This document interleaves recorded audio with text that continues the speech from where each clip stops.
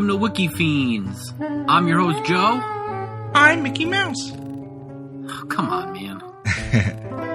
I'm David. And we are the Wikifiends. We're going to be reading you some Wikipedia articles and giving you our opinions on them. Get ready for a silly show. Oh, God. All right. So I've got a pretty long one. It's one I'm very excited about. I think the first time I had read it, it gave me chills. Chills? Yeah. So sounds it's spooky. Well, it's not. It was excitement chills. It's a very good Wikipedia article. It's about George Metesky. Mm-hmm. George Peter Metesky, better known as the Mad Bomber, terrorized New York City for 16 years in the 1940s and 1950s with explosives that he planted in theaters, terminals, libraries, and offices. Bombs were left in phone booths, storage lockers, and restrooms in public buildings, including Grand Central Terminal, Pennsylvania Station, Radio City Music Hall, the New York Public Library, the Port Authority Bus Terminal, and the RCA building, as well as in the New York City subway. He went to work as a mechanic for a subsidiary of Consolidated Edison Utility Company and lived in Waterbury, Connecticut, with his two unmarried sisters. In 1931, Metesky was working as a generator wiper for Con Ed at a plant when a boiler backfire produced a blast of hot gas. The blast knocked Metesky down and the fumes filled his lungs, choking him. The accident left him disabled, and after collecting 26 weeks of sick pay, he lost his job. Lucky bastard. He had according to claims disputed by Consolidated Edison, the accident led to pneumonia that in turn developed into tuberculosis. Claims for workers' compensation were denied because he waited too long to file. Appeals to the denial were also rejected. And the last one in 1936 had him develop a hatred for the company's attorney and for his co-workers whose testimony he believed was perjured in favor of the company. Now, between 1940 and 1956, Metesky planted at least 33 bombs, of which 22 exploded, injuring 15 people. The first bombs were crude, short lengths of brass pipe filled with gunpowder. Enclosed in a wooden toolbox and left on a Consolidated Edison power plant windowsill, it was found before it could go off. It was wrapped in a note written in distinctive block letters and signed FP, stating, "Con Edison crooks, this is for you." A similar bomb was found in September of 1941, laying in the street a few blocks away. It had no note, and it was a dud. Shortly after the United States entered World War II, in December of 1941, the police received a letter in block capital letters. "I will make no more bomb units for the duration of this war. My patriotic feelings have made me decide this. Later I will bring the Con Edison to justice. They will pay for their dastardly deeds. FP." True to his word, Metesky planted no bombs between 1941 and 1951, choosing instead to send crank letters and postcards to police stations, newspapers, private citizens, and Con Edison. They studied the distinctive lettering. The letters G and Y had an odd shape, possibly indicating a European education. There was an improved construction during the long hiatus between bombings. For his new wave of bombings, Metesky mainly chose public buildings as targets, bombing several of them multiple times. They left in phone booths and storage lockers and restrooms in public buildings in the aforementioned places around New York City. On March 29th, the first Metesky bomb of the new wave, which in 1951 started, and also the first bomb to explode, startled commuters in Grand Central Terminal but injured no one. It had been dropped into a sand urn near the Oyster Bar on the terminal's lower level. Next bomb in April exploded without injury in a telephone booth in the public library. Metesky planted a bomb that exploded without injury in a phone booth at the Consolidated Edison headquarters building. He also mailed one bomb, which did not explode, to Consolidated Edison from White Plains, New York. In October, New York Herald Tribune received a letter in penciled block letters stating, "Bombs will continue until the Consolidated Edison Company is brought to justice for their dastardly acts against me. I have exhausted all other means. I intend with bombs to cause others to cry out for justice for me." Is that the second time he called Con Ed dastardly? Yes. Well, the second time in a letter. It's possible he said it numerous times. The letter directed police to the Paramount Theater in Times Square, where a bomb was discovered and disabled, and to a telephone booth at Penn Station, where nothing was found. On November 28th, a coin-operated locker at the IRT 14th Street subway station was bombed without injury. Near the end of the year, the Herald Tribune received another letter warning, "Have you noticed the bombs in your city? If you are worried, I am sorry. And also if anyone is injured. But it cannot be helped, for justice will be served. I am not well, and for this I will make the Con Edison sorry. Yes, they will regret their dastardly deeds. I will bring them before the bar of justice. Public opinion will condemn them. For beware, I will place more units under theater seats in the near future. FP." March 19th, a bomb exploded in a phone booth at the Port Authority bus terminal without causing injury. In June and again in December, bombs exploded in seats at the Lexington Avenue Lowe's Theater. The December bombing injured one person and was the first Metesky bomb to cause injury. Police had asked the newspapers not to print any of the bombers' letters and to play down earlier bombings, but by now the public was becoming aware that a mad bomber was on the loose. Jesus. Bombs exploded in seats at Radio City Musical Hall and at the Capitol Theater with no injuries. Bomb again exploded near the Oyster Bar in Grand Central, this time in a coin-operated rental locker with no injuries. Police described this bomb as the homemade product of a publicity-seeking jerk. All right, now here's where it starts to get a little more serious. As a capacity Radio City Music Hall audience of 6,200 people watched Bing Crosby's White Christmas on November 7th, 1954. A bomb stuffed into the bottom cushion of a seat in the 15th row exploded, injuring 4 patrons. The explosion was muffled by the heavy upholstery, and only those nearby heard it.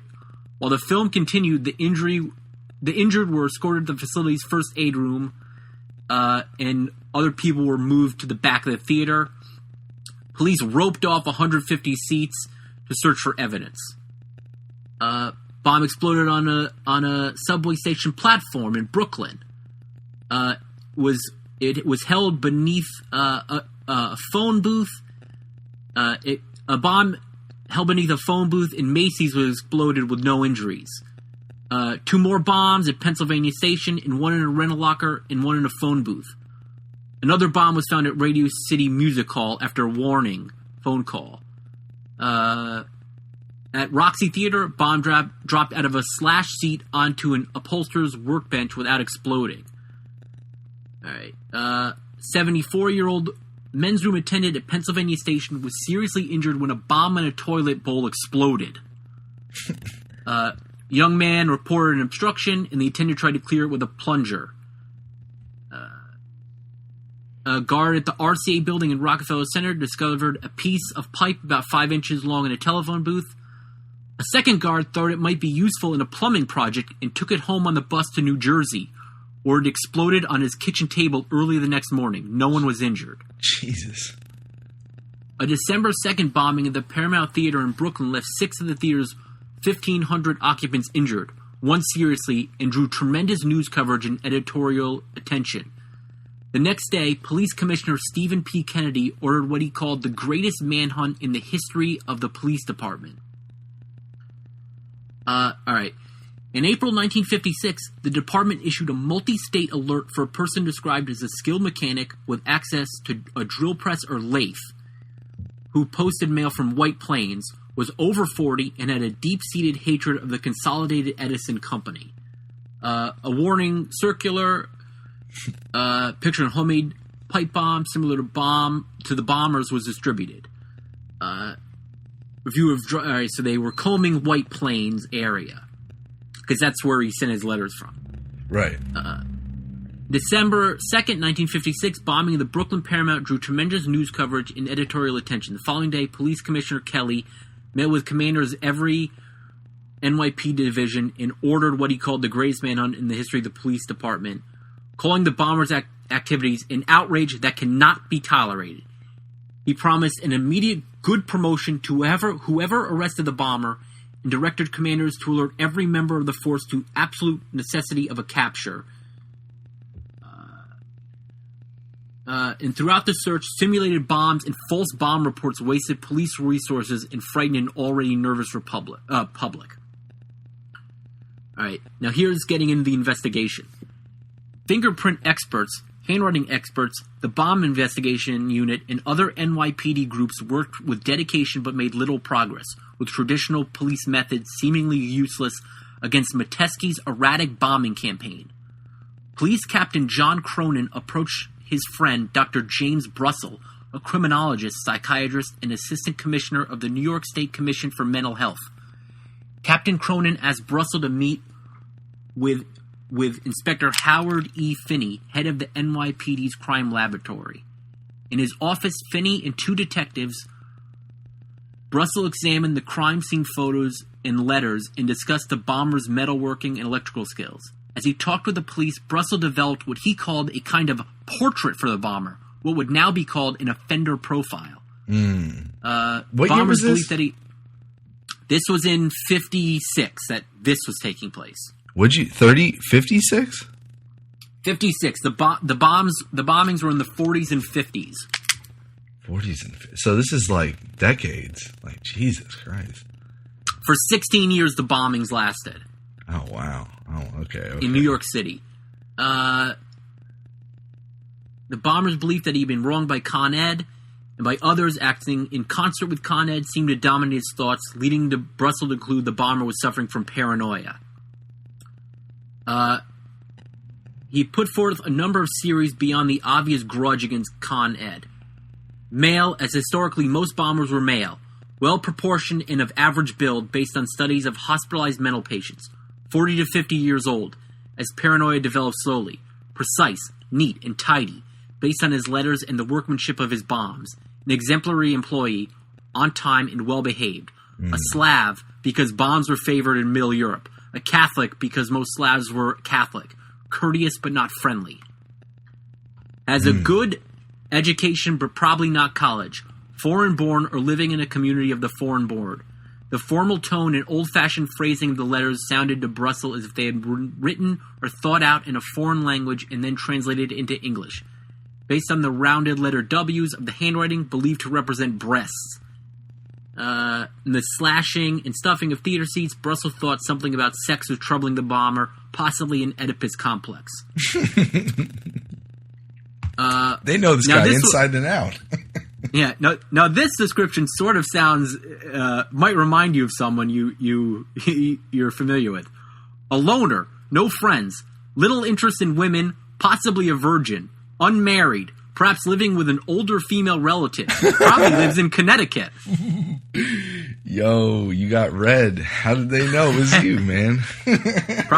Probably lives in Connecticut, as Connecticut has high concentrations of Slavs, and many of the bomber's letters were posted in Westchester County, midway between Connecticut and New York City. I like the Slav analysis. Like, he's got gunpowder. You know them Slavs. Brussel additionally predicted to his visitors that when the bomber was caught, he would be wearing a double-breasted suit buttoned. All right. Be wearing a double-breasted suit fucking? What did you say? Buttoned. Button-o. Yeah, the buttons were fastened was his prediction.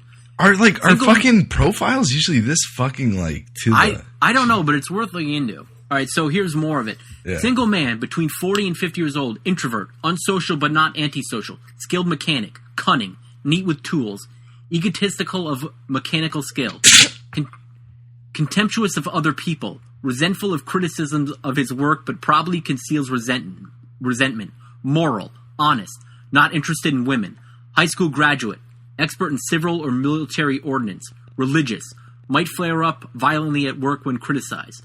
Possible motive, discharge or reprimand. Feels superior to critics. Resentment keeps growing. Present or former Consolidated Edison worker. Probably case of progressive paranoia. It took them long enough to make the fucking former worker connection. Jeez. Newspaper published the profile in December 25th, 1956. The day of the profile was published, the New York Journal published an open letter prepared in cooperation with the police, urging the bomber to give himself up. The newspaper promised a fair trial and offered to publish his grievances. Metesky wrote back the next day, signing his letter FP. He said that he would not be giving himself up and revealed a wish to bring the Con Edison to justice. He listed all the locations where he had placed bombs that year and seemed concerned that perhaps not all had been discovered. Later in the letter he said, "My days on Earth are numbered. Most of my adult life has been spent in bed. My one consolation is that I can strike back, even from my grave, for the dastardly acts against me." It was published after some editing by police. Another open letter asking him for information. Now, he sent a second letter that said, "When a motorist injures a dog, he must report it. Not so with an injured workman. He rates less than a dog. I tried to get my story to the press. I tried hundreds of others. I typed tens of thousands of words, about 800,000. Nobody cared. I determined to make these dastardly acts known. I have plenty of time to think. I decided on bombs." Wow. Metesky, all right, it goes back and forth. Metesky's third letter was received by the newspaper on January 19th. The letter complained of lying unnoticed for hours on cold concrete after his injury without any first aid being rendered, then developed pneumonia and tuberculosis. Now, Con Edison clerk discovered it after Con Edison had said that all records prior to 1940 had been destroyed, but this was not the case. And a clerk discovered this. When the injury date given, wait, hold on.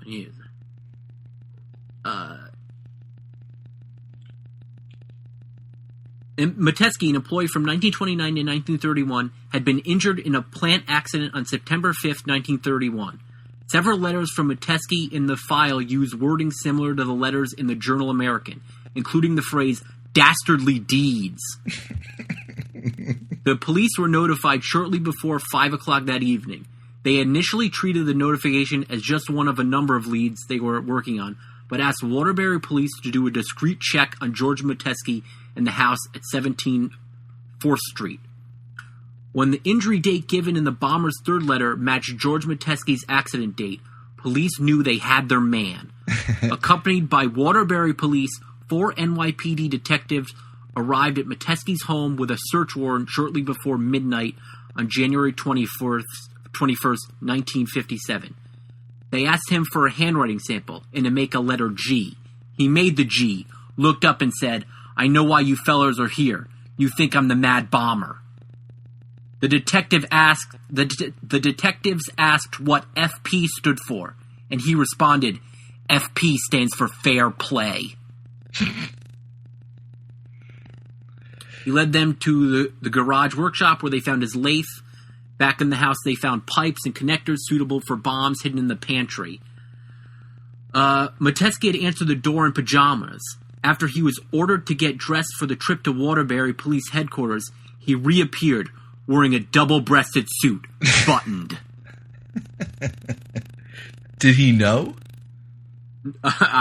No, he didn't know about that profile. I know how you could have caught this guy. You need to go around to every Slav in Connecticut and say, how would you describe Con Edison's deeds? And all the guys that say dastardly, you put him in the paddy wagon and make him write G's. All right, so now he was. They tried to bring him up on trial, but he was found.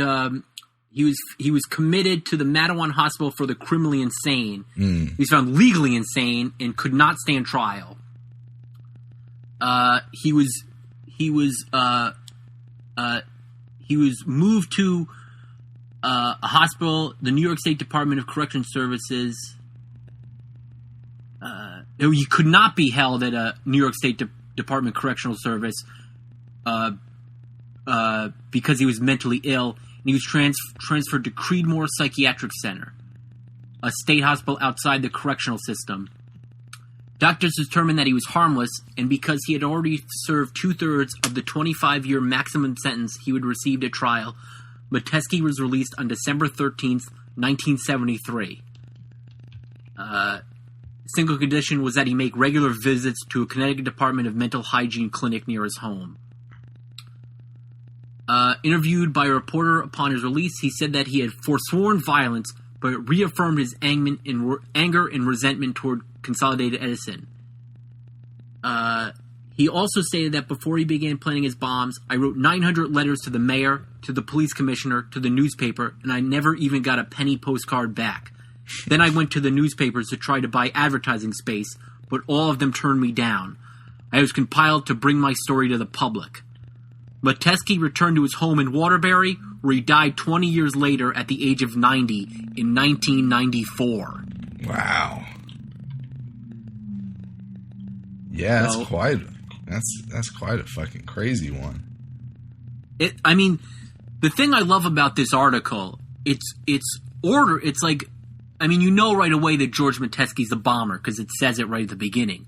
But Right. the FP thing, they hold it to the end. Like it's a piece of drama. That FP fair play thing. Yeah. That's what gave me the chills. Yeah, there's kind of no, he's kind of like it's like not like kind of delusional, like self-referential. It is self-referential, but there's kind of a easy, understandable meaning to everything. You know what I mean? Like sometimes these guys will have things that just don't make any sense. Like this is makes too much sense, in a way. Well, yeah, it's like it's all made. Well, you understand his grievance. His method is not a legitimate method. Thankfully, no one died in the bombings. Yeah, I was gonna say, did he even fucking kill anybody? It sounds like there was that one that was pretty crazy, but no, all of the people none of the people injured ended up dying. 15 people were injured during the course of 22 explosions. Right. And he really hated Con Ed. Yeah, I don't know who the real villains are. Is it him or Dastardly? Well, he definitely. Yeah, Deeds? he's a very odd figure because it's like I think a lot of people do not like Con Ed. But let me get this straight though. He worked at Con Ed. What was it? He got hit with fucking hot gas, and it really fucked him up. Is that pretty much Yeah, there was a backfire that shot a blast of hot gas into him. It filled his lungs, and then he claimed that he developed pneumonia and then tuberculosis from it. So he got super sick, super screwed over, and he sent bombs in New York for the next 16 years. Well, yeah, it doesn't sound like he was very good at it either. It seems like they didn't even give a shit because it kept fucking going out. Well, he was all right. Here's under his commitment thing. Metesky was unresponsive to psychiatric therapy, but was a model inmate and caused no trouble. He was visited regularly by his sisters and occasionally by Dr. Brussel, to whom he would point out that he had deliberately built his bombs not to kill anyone. Oh, really? Yeah. Wait. But that, like... I mean, like, when he would place them, or, like... Because, I mean, like, like a bomb. Like, it fucking destroys infrastructure. What do you... Like, it seems like the only way you could prevent it from killing someone is by timing. So, I mean, how could you build it to, like... Yeah, it seems like, well, it's believable because 22 explosions, no one died. So is his goal really maybe terror? It's just such a small explosion, such a small explosive that it didn't do much damage. Right. I mean, also, you know, he was calling and giving tips of where the bombs were. Yeah, he's giving tips. It sounds like he built them where they would just like pop and scare the shit out of some people. Like it's like literally terrorism. Like he's like just trying. It's like not even like violent terror. Well, I mean it is violent terrorism, but it's like it's like soft. It doesn't. It involved destruction of property, but it doesn't seem like it was a destruction of property intended crime. It seemed like he wanted to cause terror, mayhem, yeah, and to let people know that the reason he was doing it was because no one would listen to the fact that Con Ed had denied him compensation for his on-the-job injury, which it seems like they don't. The Wikipedia article sort of posits it that he might have been exaggerating, or it's never definitively stated that Con Edison did dick him over.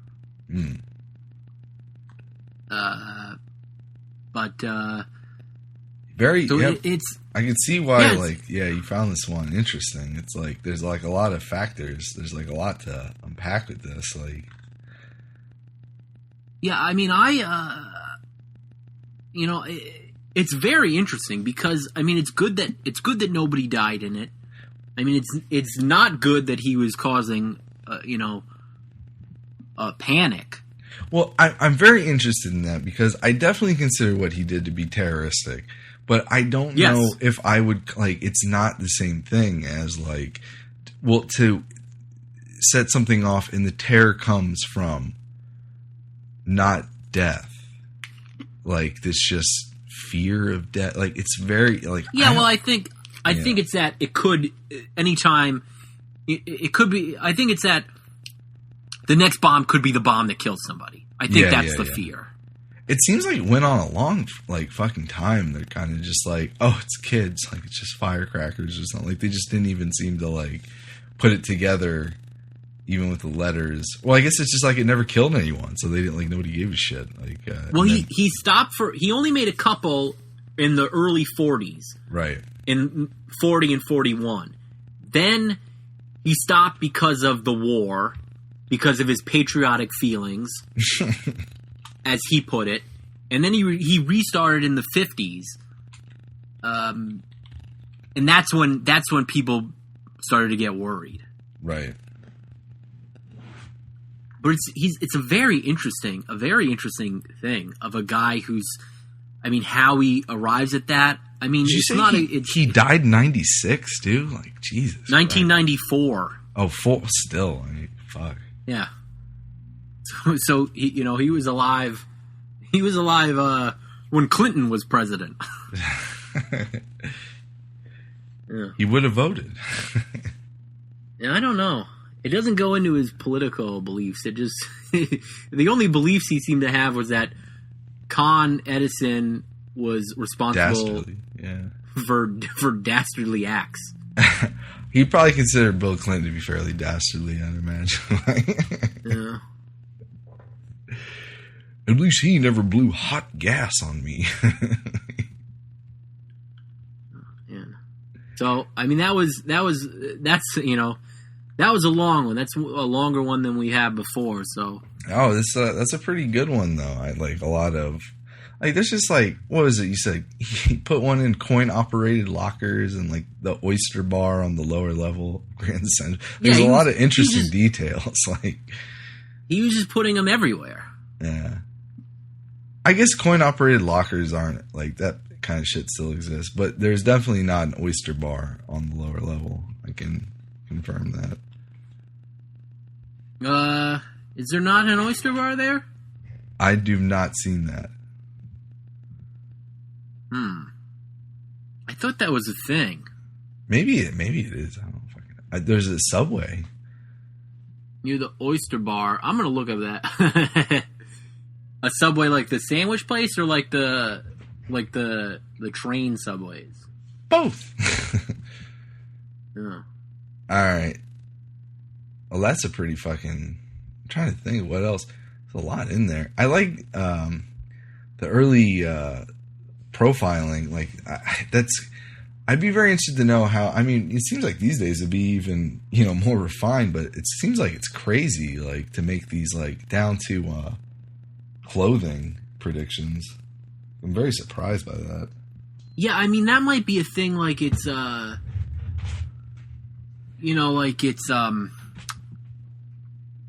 maybe that was the style popular with Slavs. Yeah, with Slavs at the time. Maybe it had to do something with his nature, like the button thing, is he's more reserved. Yeah. Okay, yeah, I can see that. I mean, I'm not a profiler, so I couldn't tell you.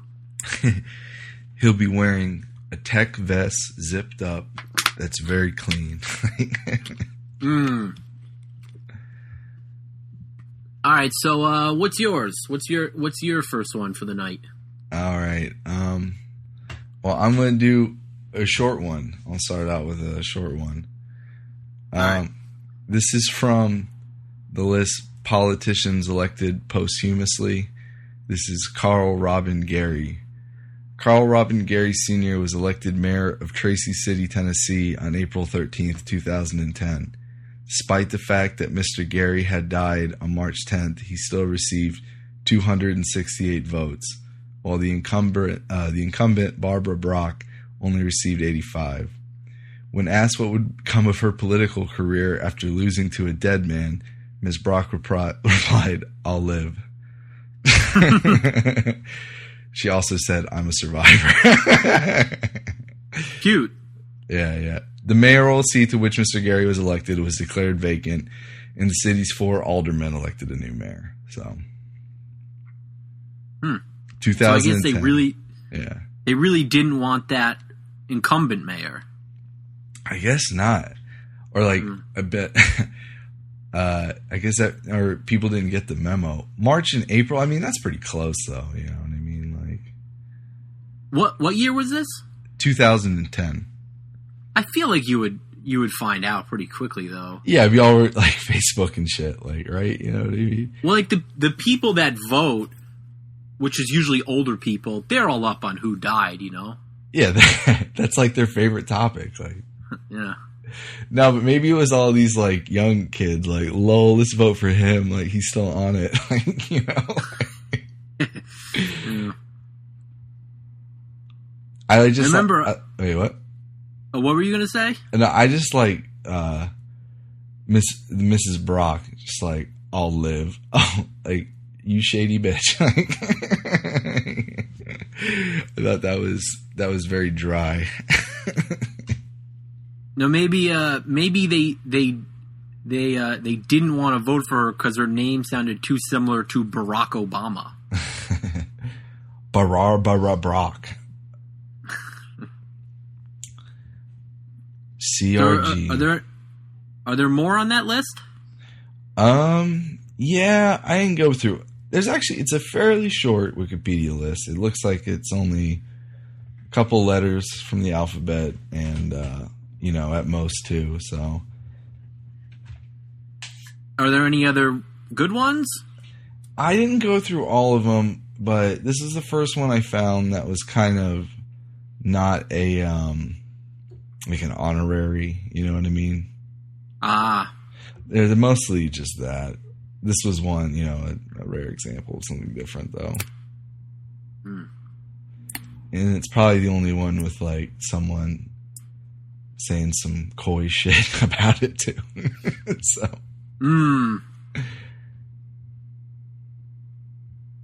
right, well, I've got another short one. Let's hear it. It's about the song Got My Mojo Working. Who did that? What is it? Well, I'll read you.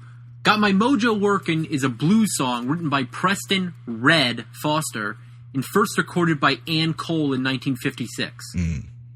Muddy Waters popularized it in 1957. The song was a feature of his performances throughout his career. A mojo is an amulet or talisman associated with hoodoo. Now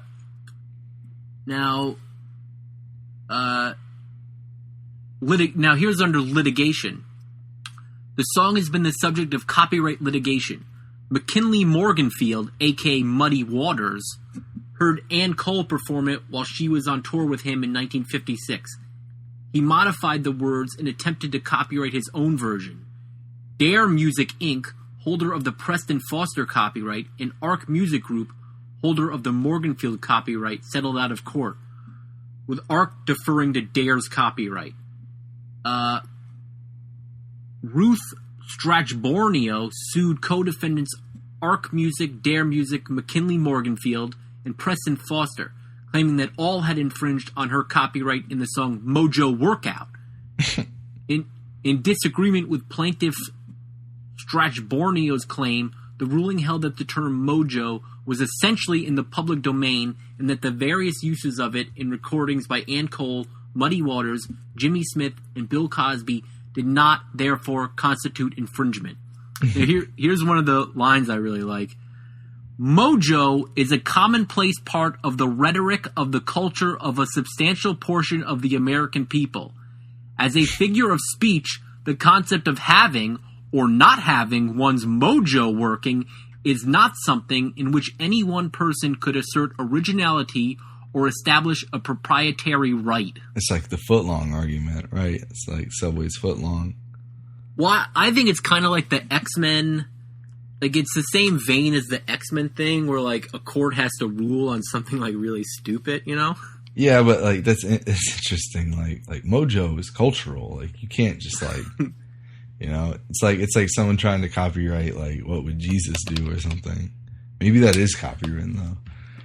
But I like how the ruling like phrases mojo, like it takes the structure of the song, like the syntax of the song, yeah, and it repurposes it into like a legalese. Like a legal, yeah.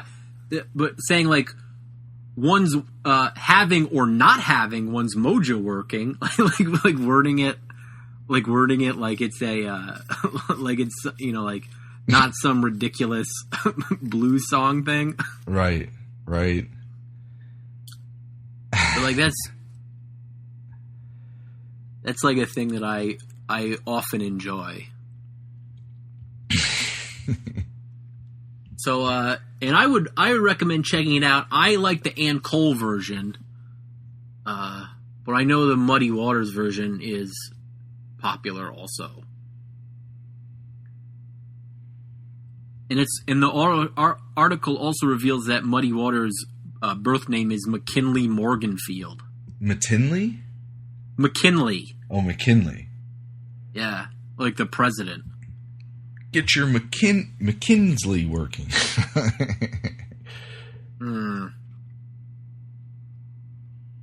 All right, so you have another one? Yeah, let me see which one. All right, this one is from Abuse in Rhetoric. It's called Master Suppression Techniques. Mm-hmm. The Master Suppression Techniques is a framework articulated in 1945 by the Norwegian psychologist and philosopher Ingald Nissen. These techniques identified by Nissen are ways to indirectly suppress and humiliate opponents. In the late 1970s, the framework was popularized by Norwegian social psychologist Berit S., who reduced Nissen's original 9 means to 5. Master suppression techniques are defined as strategies of social manipulation by which a dominant group maintains such a position in an established or underexposed hierarchy. They were very prominent in Scandinavia's scholarly and public debate, where the expression is also used to refer to types of social manipulation not part of Acid's framework. Master suppression techniques are sometimes called domination techniques. So let's get into them. The 5 master suppression techniques according to ACE. Making invisible. To silence or otherwise marginalize persons in opposition by ignoring them. Examples. Another speaker takes something you have said as if it was an idea of their own and starts speaking despite it being your turn. 2. As it is your turn to speak, the other attendees start to talk to each other, browse through their papers, etc. Ridicule. In a manipulative way to portray the arguments of or their opponents themselves in a ridiculing fashion. Example. Another speaker laughs at your accent and compares you to a character in a humorous TV show, although you had something important to say. When making an accusation of wrongdoing against someone, you are being told that you look cute when you're angry. This is also a part of feminist theory, I'd like to add. This is specifically seen as a way that women are suppressed in the workplace. So let me go through a few more. So we're on the third technique, withhold information. Exclude a person from the decision-making process or knowingly not forwarding information so as to make the person less able to make an informed choice. Examples. Your colleagues have a meeting that concerns you without you. Decisions are not made in conference where everyone is present, but at a dinner party later in the evening where only some attendants have been invited. The 4th, the double bind. To punish or otherwise belittle the actions of a person regardless how they act. Examples, when you do your work tasks thoroughly, you receive complaints for being too slow. When you do them efficiently, you're critiqued for being sloppy. And 1, heap blame, put to shame. To embarrass someone or to insinuate that they themselves to blame for their position. Example, you inform your manager you're being slandered, but it is told it is your fault since you dress provocatively. So... Yeah, so that like a couple of those definitely seem like feminist critiques. Well, I mean, they're definitely they're things that I feel like I have seen done to women, like in the workplace, and some of these things I feel like have been done to me. Like I feel like I've had a previous employer that was very fond of double binds, just in general. I guess I'm like pretty fortunate. I don't really think I've been in work scenarios where those things happen to me. I would agree. Yeah. I mean, certainly not all of them are women only, but it seems like a lot would be directed towards women. I think the ones I would see at the place I'm thinking, I feel like ridicule and double binds. The guy would do double binds to everybody, but I think he would ridicule women and probably make invisible more. But he would, withhold information from everybody, and definitely the double bind, because it was the thing where if you put someone in a double bind, you always piss on them, no matter what they do, no matter how they do it. It's kind of like this idea, well, if they're on their toes, they're going to work better. Which, I mean, I know that there's a kind of a theory about that or an approach to that, but I find that I find it to be a very primitive theory, just the beat someone to submission. Essentially, it's kind of it seems like it could just create a. You're just going to cause people to hate you. It's going to cause more trouble than it's worth. I mean, from a pragmatic standpoint, not even from a moral. Yeah, I would say low productivity and a lot of people wanting to jump ship. Not wanting to commit to being there. You're not going to get anyone that's qualified to stick around. Anyone that isn't going to put up with that shit. And to if they do stick around, there's a good chance they fucking hate you and are gonna actively do things to sabotage you. That's I mean, that double bind alone. I mean, the rest of these I feel like withholding information is, I feel like that's kind of, I almost feel like the least evil in a way, but in a way it's kind of not. It's kind of, well, what's the distinction between, how do they distinguish between, I mean, there has to be instances where information has to be withheld, Right. Does it distinguish between when it's, like abusive and not, or not? Say again? Is there like a distinction between when withholding information is abusive and when it is not abusive? Well, I mean, the master suppression technique of withholding information is when you have a meeting that concerns you without inviting you, or decisions are made not in your presence. It's like you have no autonomy, which I'm kind of like, that one I'm a little bit like, get over it, because like a job is not democracy. You do what the job is, and if you don't like it, it's an at-will work state. Fucking go home. You know what I mean? Well, it seems like then it's basically just a deliberate thing. Like if it's a deliberate tactic and it's not a just petty, not even like, like a decision had to be made right then or something like that. Well, it's not like we didn't show every employee the company's earnings. You know what I mean? It's not like you're not sharing, you know what I mean, like financial information or like kind of like. Well, yeah, it could be like a thing like well, I don't I don't think this could be, I don't think your input could be helpful in this instance. Right. Sort of thing. And that could be a thing that is not necessarily, a manipulative thing. It could be, a thing that's true, but if it's done for the purpose of, I guess, right, trying to subjugate somebody, then it would qualify. I mean, some of these seem like kind of like, I mean, it kind of just seems like standard, corporate rat race, claw your coworkers' eyes out to get their job stuff. You know what I mean? Like having a meeting without the person you're trying to fuck over is like not at all surprising. Like, I don't know, like, I mean, they're all evil, but there's actually later editions too. So that's more of a like a peer to peer and not a boss to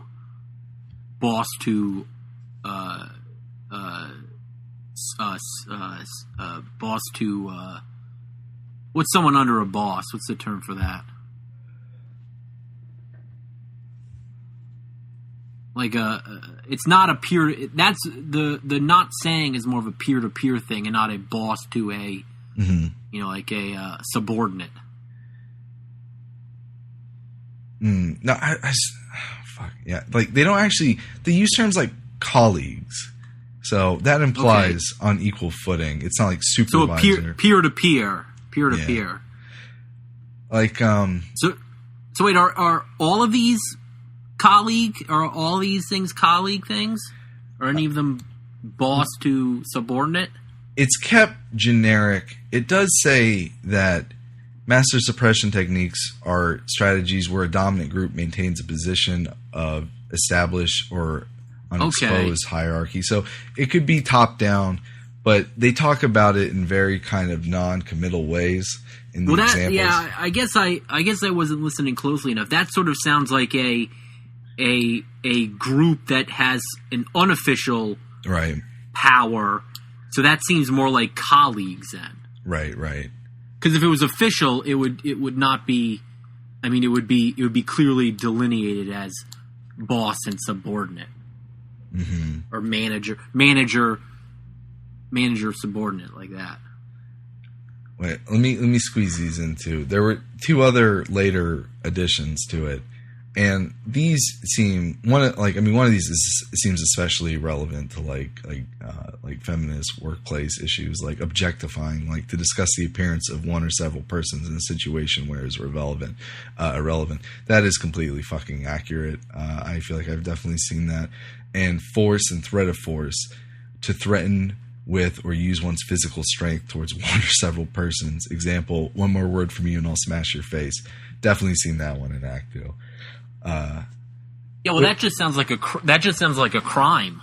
Right. Well, it is. It's that's just fucking assault. Yeah, it's threatening someone with violence. Listen to some of these though, like. Countermeasures against the master suppression techniques. A group of PhD students at Stockholm's University has formulated 5 counter strategies. take place, questioning, the cards on the table, break the pattern, intellectualize. I feel like I've used all of these. Well, tell us what those things are. That they don't, like, they just say, like, they don't say, like, what cards on the table is. It's just no explanatory. I mean, you can read into that though. It's like, I'm gonna lay it out for you, buddy. Like, you're fucking me up right now. I feel like I've definitely done that. Like, break the pattern. That's an interesting one. I don't like. I wish they would get more into it. Questioning definitely is one that works. That, like, disarms people. Like, if someone's getting all up in your face or they're fucking busting your balls and shit, it's like, yo, man, like, are you tired? Like, it's real. You know what I mean? Like, that just seems like fighting fire with fire. Then that seems like it seems like that, but you'd be surprised though. I think, like, because it's kind of like this is my thing. Like, it's kind of like a Patience of Jesus thing. Like, someone comes at you all crazy, and, you know, they're busting your balls, and, like, you know, they're being real out of line. And you're just like, man, I'm so sweaty, man. Aren't you hot in that? Like, they will fuck. Like, it's like that doesn't seem like questioning to me. What I got from, like, questioning is, like, asking why are you doing directly? This? Why are you being an asshole? What they're talking about, right. but using subterfuge to sort of disarm them, or to derail their train of thought. That seems like a thing that would be more fitting with the master. What is it? Master and what? Master suppression techniques. That seems more like a master suppression technique itself, to say, you know, like, oh, you must be tired. That seems like dismissing someone. Right. Sort of like... Oh, yeah. It's just using... Right, I was making invisible. You just use master suppression techniques against master suppression techniques. So that would not be like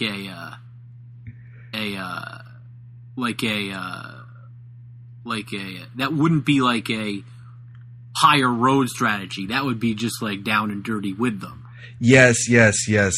Like, yeah, you know, that's what I was thinking. Like, I totally get, and I totally agree with the implications of these things in feminist theory in terms of oppression of women.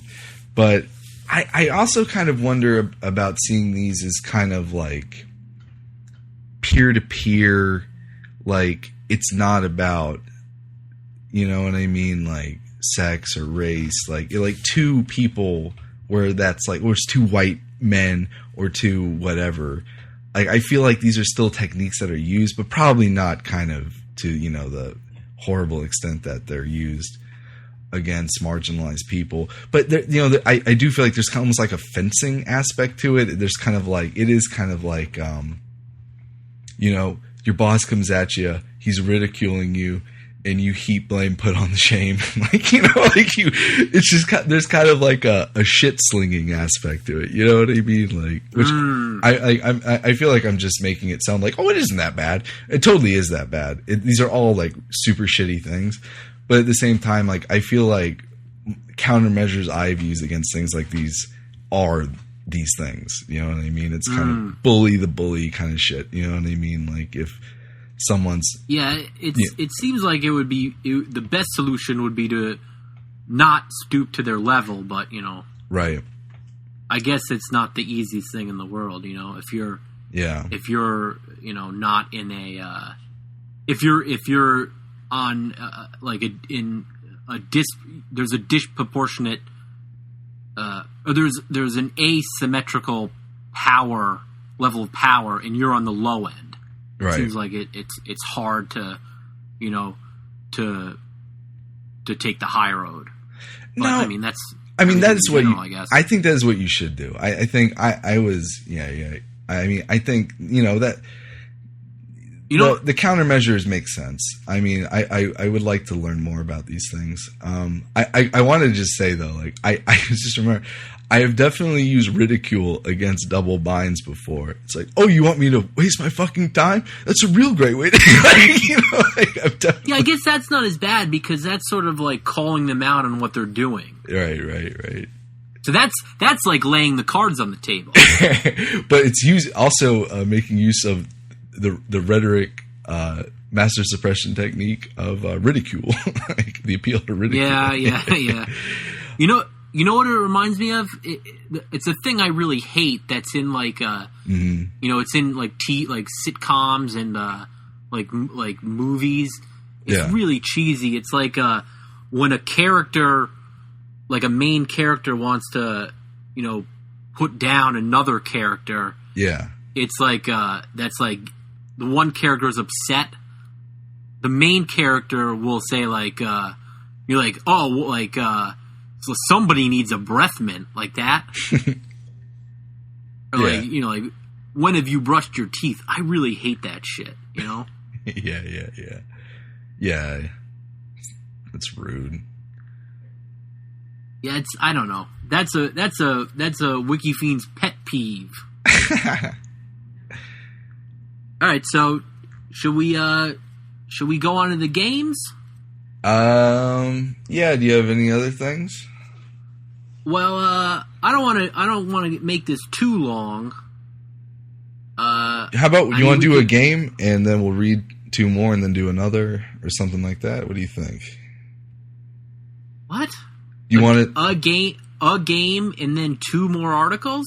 Yeah, like you can or 1 more each. How about that? All right. We're at an hour right now. Are people going to want to? I mean, that's gonna be. This is a long podcast. Oh, it's jam packed. Do you want to do your game first, or would you like to do mine? We could do my game first. Sure. All right. So I'm working from list of the Simpsons characters. All right. I'm going to be asking you a Simpson character's name, and I'm going to ask you to guess their last name. Okay. And I'll start you off on some easy ones. All right. All right. I'll go with Milhouse. Van Houten. Correct. All right. Patty and Selma. Bouvier. Yeah. I was worried you might not be that good at this because you have a bad memory. In some things. Irrelevant things. Yeah. Barney. Gumble. Yeah, good. All right, Mo. Sislak. Yeah. Martin. Who? Martin. Martin? Yeah. Fuck. The scholarly child in Bart's class. That's not right, Bart. Yeah. Fuck. Oh, I might. Oh, god damn it. They've definitely said it, but it's not the most memorable. It's not the most memorable one. Hold on, one second. Fuck, I give up. I have no idea. Martin Prince. Oh, that's fucking right. Oh, I have heard that. Fuck. Next. All right. Otto. Fuck. I know this one too. It's like Otto Dude or something, right? Like it's like. I'll give you a hint. It's like a pun. But you're close. It's a pud. I know it's some Auto Man. That's what it is. Got it. Yeah. Nice. Yeah. I knew it was like right. Dude. Yeah. Yeah. All right. I'm going to subvert the next 2. Smithers. Fuck. Smithers' first name. Waylon. Got it. Yeah. Chief Wiggum. Clancy. Got it. All right. All right. Back to the regular. Nelson. Muntz. Got it. Dr. Nick. Riviera. Man, you're good at this. Sideshow Bob. It's like Bob G. Willikers or something. Fuck. I know it's something like Willikers. It's his full name is Robert Sideshow Bob Underdunk Terwilliger. Yeah. So Bob Terwilliger. All right. See who else we got here. Apu. Nahazapima Pedalon. Good. And let me see if I can find any more good ones. Yeah, give me a tough one. All right, Jimbo Jones. All right. Jasper. Who? Jasper. Who? What character is that? That's Abe, Grandpa Abe's friend. Oh fuck! I have no idea. Jasper Beardley. Oh yeah. I know that character. What? Like that? He always does that shit. Yeah. All right. Here's another. First name of Reverend Lovejoy. Helen. No. The Reverend, not the wife. Okay. Ooh. I don't know if I know that one. Yeah, I give up. Timothy. Yeah. That sounds familiar when you say it. Yeah. Let's see here. All right, I'm gonna just throw some at you. What is Principal Skinner's mother's name? Seymour. What the fuck is her name? They don't call her Mrs. Skinner. What the fuck do they call her? It's like I remember like Marge like going up to her like. Well, they were in a I think it was the Marge Pretzel episode. They were in like an investment group together. You remember the one where Marge makes pretzels? Yes. The tacos, the pita one. Yeah, the pita fleet. Fuck. What is her name? Oh, I just want to cheat. No, I don't know. You want me? I don't know. It's Agnes. Agnes. I knew it was like one of those like classic like old lady style names like that. Yeah. Fat Tony. Fuck, I have no idea. That one's a hard one. D'Amico. All right. Now here's one I would not know at all. Cletus. Oh, fuck. It's the hillbilly. I feel like I've read this one. I almost feel like it's like French. Like a lot. No, I don't know. I have no idea. It's a Spuckler. Yeah, I've never fucking heard it. No, I would not have gotten that one. Yeah. That might have been a thing like they revealed his name later on in the series. So Yeah. Perhaps. Yeah. Let me see if I can get can you guess Krusty the Clown's birth name? Who? Krusty the Clown. I know it's like Herschel. I know that's the first one. I can't remember his last name though. It's Herschel Krostofsky. Yeah, that's right. Yeah. I should have thought about it harder. Yeah. It lists his full name on the site. On Wikipedia, it says Herschel Smoikel Pinchas Urokum Krostofsky. I kind of remember, like, there's a whole episode about, like, his origin, and I kind of, like, his father was, like, a rabbi and shit. I kind of remember, like his long name. I feel like that was mentioned. Yeah, that's a good episode. And that's the one that, like, it references the whole thing is it's the jazz singer. Yeah. But with him wanting to be, a clown. yeah. it's just this big metaphor for media, right? Like, yeah. All right. I'll give you two more, and they're sort of like jokey ones. All right. Lenny and then Carl. And I think this is a thing their last names were revealed later on in the series. Yeah, I don't know.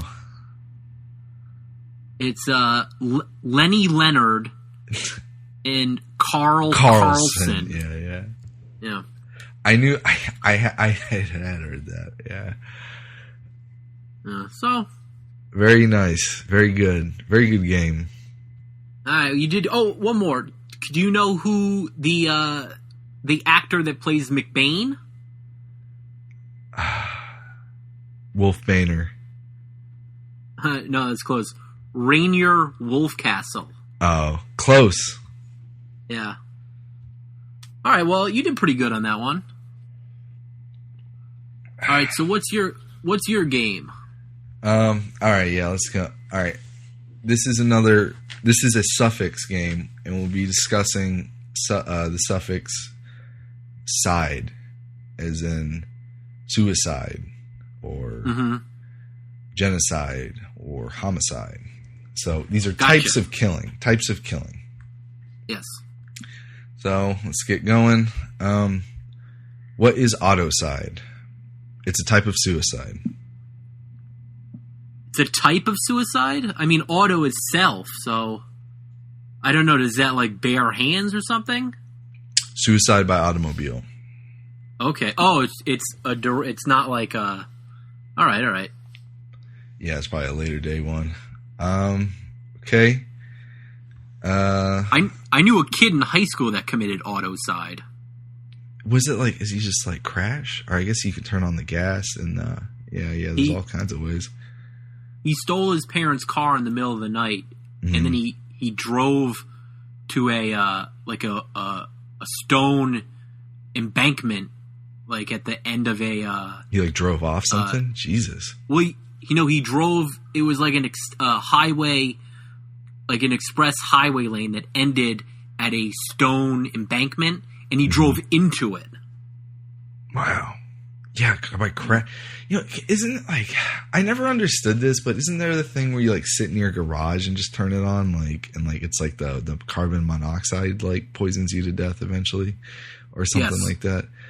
Like, I mean, I don't know, like, not to get too deep into this stuff, but like that one seems like it's like you just fall asleep, in some stinky air. And like, like that kind of like seems fairly painless. Like a crash though, oh, that's just fucking crazy. Anyway. Yeah, I don't know. I don't, it's very off-putting to me, the whole idea of all of it. I mean, it seems like that, like the crash, like you got like a lot of like energy. It's like, it seems like a thing a youthful person would do. All right, let's get into the next one. All right. Omnicide. What? Omnicide. Killing of many? The killing of all humans to create extinction. Okay, so that's never taken place then. No. I mean, look into the homicidal maniac. Like outside of like fucking comic books, I don't think so. No. All right. All right. I guess Carl Panzeram would be. Like like an attempted omnicidist. No, when I said that no one else in real life has done it, I thought, well, serial killers, I guess, like H.H. Holmes kind of guys, like, I mean, Panzeram especially, though, he was pretty much all out, everybody. I think Panzeram was specifically everyone. He wanted everyone dead. I think H.H. Holmes wasn't it mostly women? I'd have to look into that. I know, like, I there's a lot of factors to him. Like, I'm not sure. I feel all like, right, well, yeah. All right, so let's get in the next one. Deicide. Killing of a god? Correct. Okay. Vaticide. Vat? Vati. Could you spell that? Vati. Side. Vati. It's a tough one. I don't know. The killing of a prophet. Okay. I'm going to throw you one more tough one. Episciocide.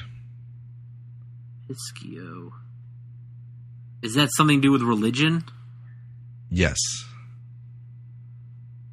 I mean, I know Episcopalian, but I don't know what Episcopalian means. I think I can give you a hint. It's like, it's not Episcopalian. Like, I think it's referring to like epistemology, epistiocide. Is it people that believe? No, it's the act of killing a bishop. Oh God. Well, how is that related to like epistemology? I think it's I don't fucking know. I mean, I think it has to do with religion. It has to do with religion, like, or spirituality. Okay. All right. That's a weird one. Yeah. Those were clearly tough ones. All right. Let's see. Next, what is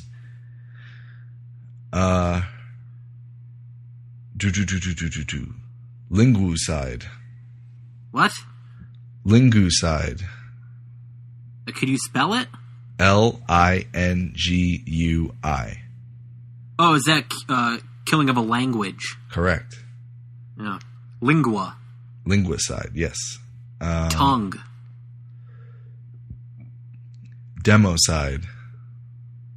That's killing by the state. Correct.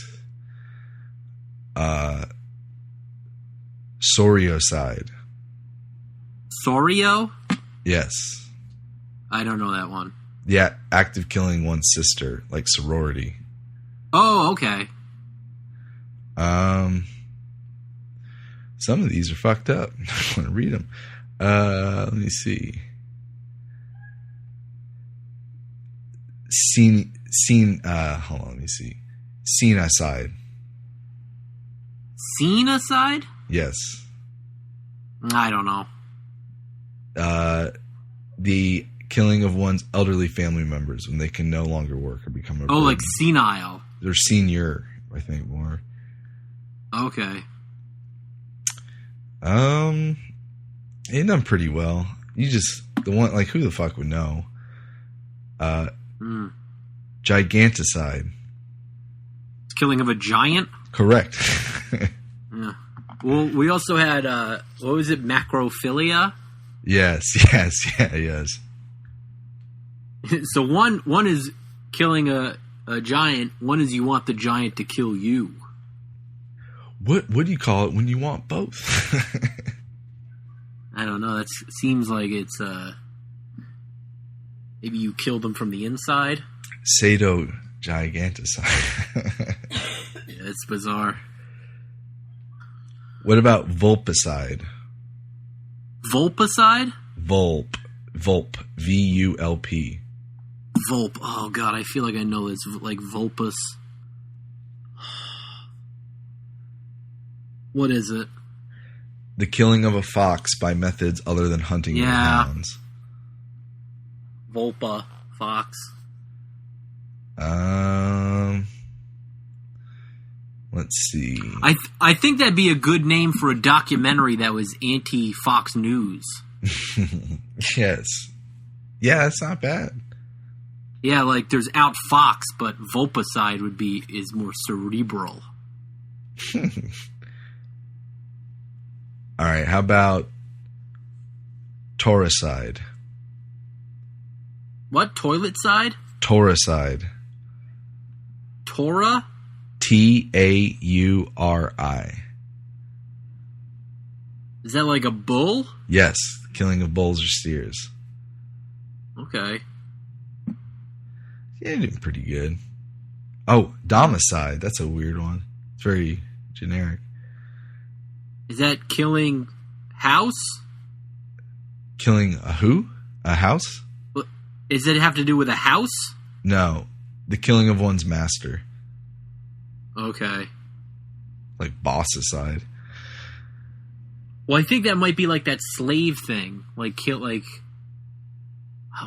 might be a good article for another time. The thing where it was like a madness that slaves had.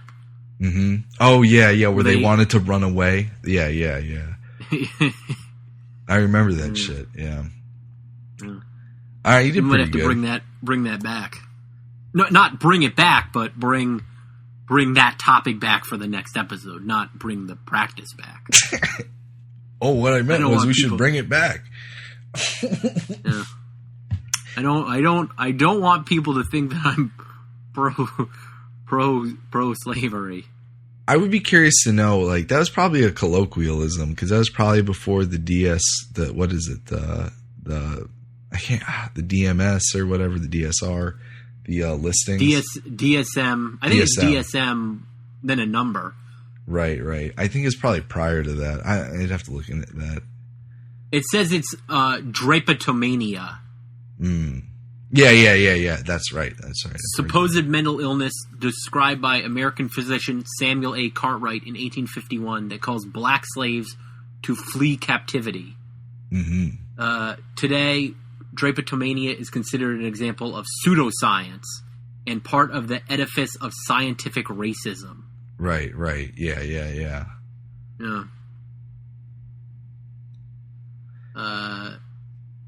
It was widely mocked in the northern United States at the time.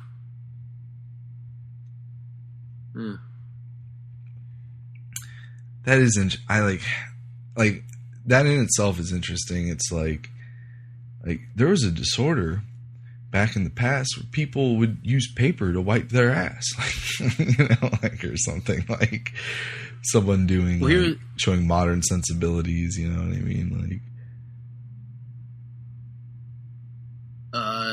Renowned landscape architect Frederick Law Olmsted, in A Journey in the Seaboard Slave States from 1856, observed that white indentured servants had often been known to flee as well. So he satirically hypothesized that the supposed disease was actually of white European origin and had been introduced to Africa by traders. That's kind of a funny little jab. Ooh. Yeah. Take that, Cartwright. Oh, right. Yeah. Now I have to. Is it? I imagine there's good lists that is connected to, like obsolete illnesses or something. Like I love lists like that. Well, I feel like you could get to this from obsolete or pseudoscience. Pseudoscience, probably. See also oppositional defiant disorder. That's a thing now. That was I think that was recently included on the DSM-5 or something. I've definitely heard that one. I definitely heard of that one. Oh, right. There's also dysesthesia aethiopica, the name given to what was seen at one point in time to be a mental illness that was the cause of laziness among slaves. Jesus Christ.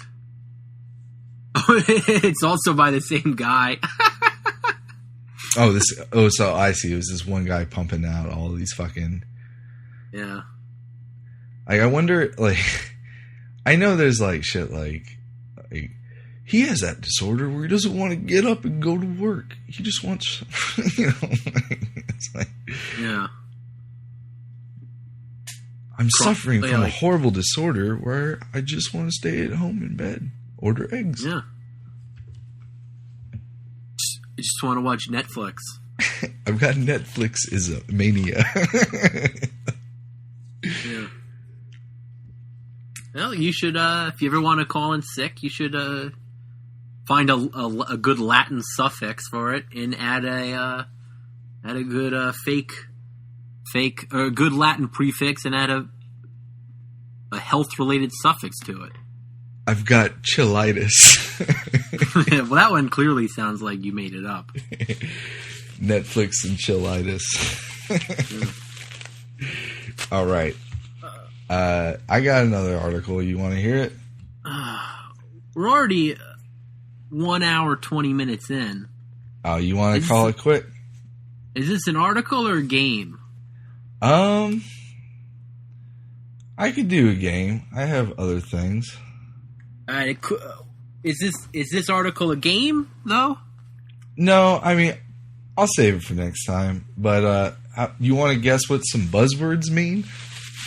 Okay. All right. Eating your own dog food. What? The phrase is eating your own dog food. I have no idea what that means. It means to use a product yourself which you sell to others. Okay.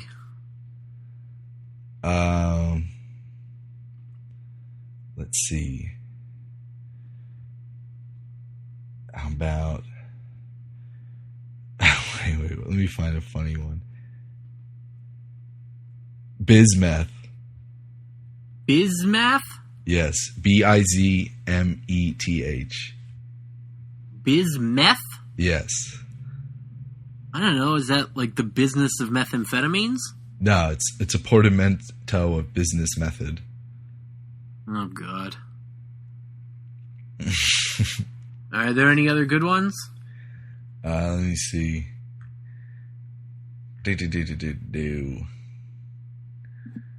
Herding cats.